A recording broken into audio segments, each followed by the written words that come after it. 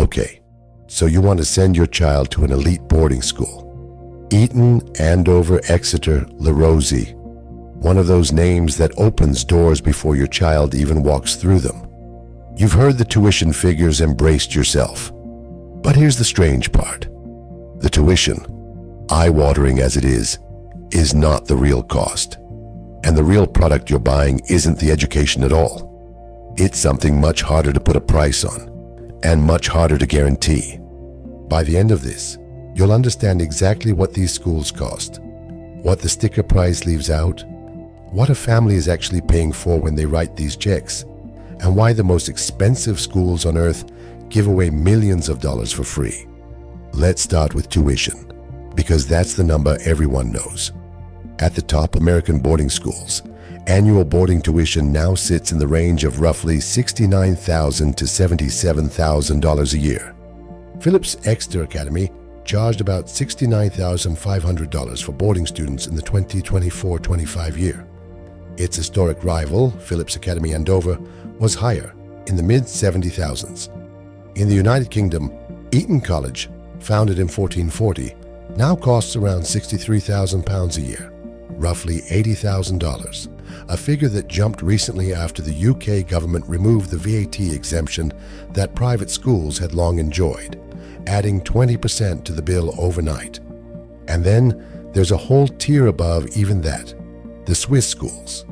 Institut La Rosie, on the shores of Lake Geneva, known for centuries as the School of Kings, because it has educated royalty and heads of state, charges around 160,000 Swiss francs a year, well over $200,000. At that level, you're paying for two campuses, because the school physically relocates to Gstaad for the winter ski season, and for a deliberate scarcity. La Rosie caps how many students can come from any single country, engineering an international elite by design. These Swiss institutions represent the absolute ceiling of what secondary education can cost anywhere in the world. But here's the first trap, the one that catches almost every family. Tuition is not the total cost. The published fee covers tuition, room, board, and basic instruction. It does not cover a long list of extras that are effectively mandatory. Travel is the big one, especially for families sending a child far from home or overseas. Flights home for holidays, and there are several breaks a year, plus travel to and from campus, can run from a couple of $1,000s into $5,000 to $10,000 a year for international families. Then uniforms and dress codes, often several hundred to over $1,000, especially at the tradition-bound British schools. Then technology fees, textbooks and digital licensing, health insurance the school requires, activity and club dues, deposits, and personal spending money for a teenager living away from home. Add it all up, and the guidance from people who advise families is remarkably consistent. Budget an extra 20 to 30% on top of tuition to reach the true cost of attendance. These hidden costs commonly run anywhere from a few $1,000s to well over $25,000 a year, depending on the school and the child's lifestyle. And there's a subtler category still, academic support. If your child needs specialized tutoring, or SAT and ACT prep, or extra coaching to keep pace in a fiercely competitive environment, that's another $1,000 to $3,000 a year, and often more. So the $80,000 school is, in reality, closer to a $100,000 school once everything is counted. And that's per year. Multiply across 4 years of high school, and you're looking at a total commitment that can approach $500,000 for a single child at the very top schools. So that's the cost. Now let's ask the more interesting question. What is a family actually buying? Because if it were purely about academics, you could get an excellent education for far less. The real product has 3 parts, and understanding them explains the entire price. The first is the teaching model, and here the money genuinely goes somewhere visible. These schools maintain tiny class sizes and extraordinary student-to-teacher ratios. Exeter's famous Harkness method seats no more than 12 students around an oval table, with the teacher acting as a facilitator rather than a lecturer, and the school runs a student-to-teacher ratio of around 5 or 6 to 1. That is astonishingly expensive to deliver. You are paying for a density of adult attention that a normal school simply cannot afford. Teachers who live on campus, who coach and mentor and eat meals alongside students, whose job extends far beyond the classroom into the entire waking life of the child. Much of your tuition is really paying the salaries and housing of a large, highly qualified faculty spread across a small number of students. The second thing you're buying is the outcome, specifically college placement. This is the engine that drives demand and justifies the price in most parents' minds. At the very top schools, a strikingly high share of graduates go on to the most selective universities in the world. At Exeter, for instance, a large percentage of recent graduates matriculate to the handful of universities like Harvard, Yale, Princeton, Stanford, and MIT that most families dream about. Whether the school creates that outcome or merely selects for children already likely to achieve it is a genuinely open question, and an important one. But from a parent's point of view, the pipeline is real and visible, and it's a substantial part of what the money is for. The third thing, and arguably the most valuable and least measurable, is the network. This is the part that doesn't appear on any invoice. Elite boarding schools have educated presidents, prime ministers, founders, and financiers for centuries. Eton alumni include roughly 20 British prime ministers. Exeter counts a founder of Facebook among its graduates. LaRosie has schooled kings. When you send a child into one of these institutions, you are buying membership in a community whose connections can shape a career decades later.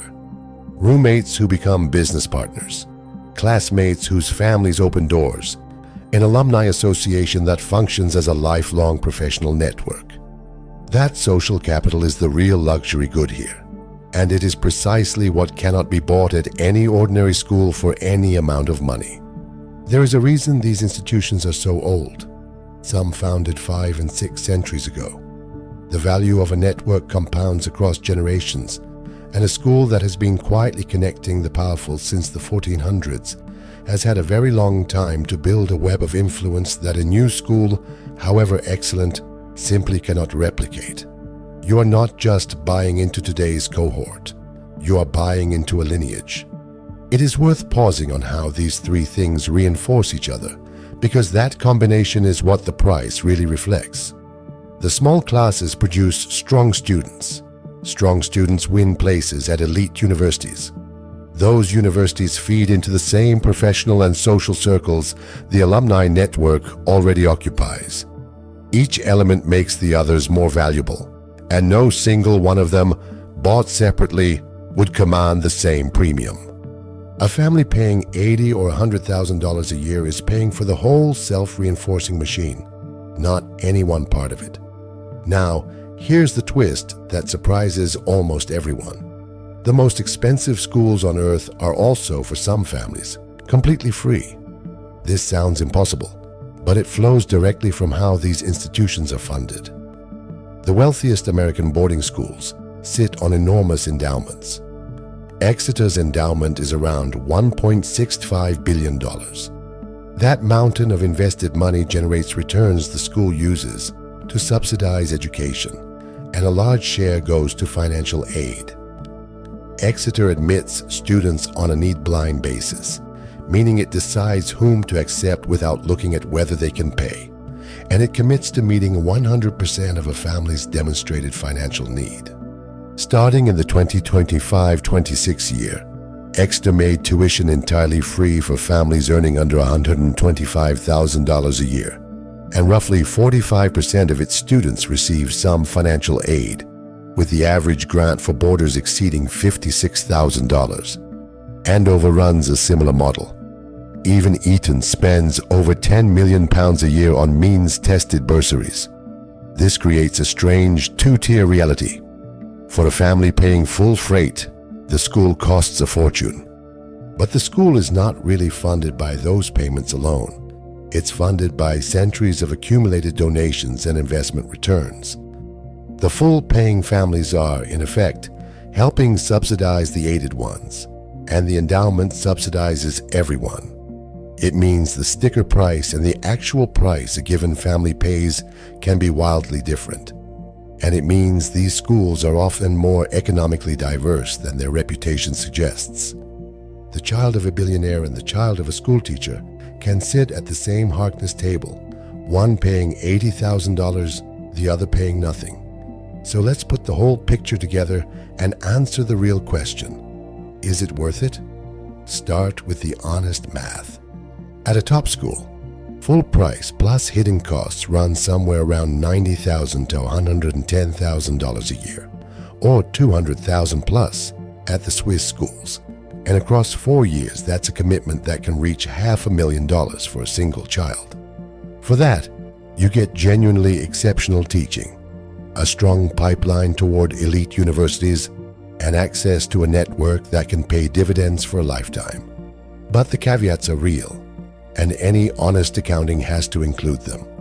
Educational research consistently emphasizes that fit matters more than prestige. The intense, high-pressure, competitive culture of these schools suits some children brilliantly and overwhelms others. And a child who struggles in the wrong environment can come away worse off, not better, regardless of the price paid. The college placement advantage is partly a selection effect. These schools admit children who are already high achievers, so some of the outcome would likely have happened anyway. And for families who don't receive aid, the pure financial return is far from guaranteed. You are buying opportunity and access, not a certainty.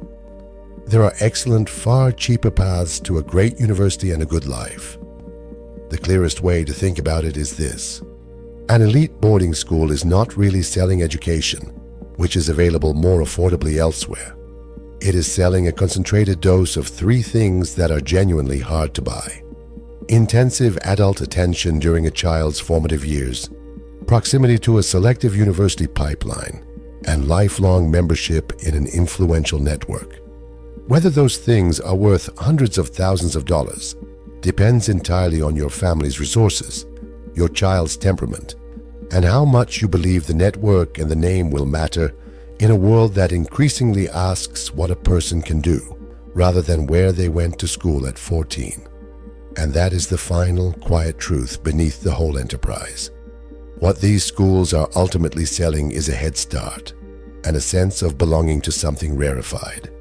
For the right child, in the right circumstances, it can be transformative. For the wrong one, it's an extraordinarily expensive lesson that prestige and fit are not the same thing. The tuition buys the classroom. Everything that actually matters, the child thriving, the doors opening, the network paying off, is the part no invoice can promise, and the part every family is really gambling on when they sign the check.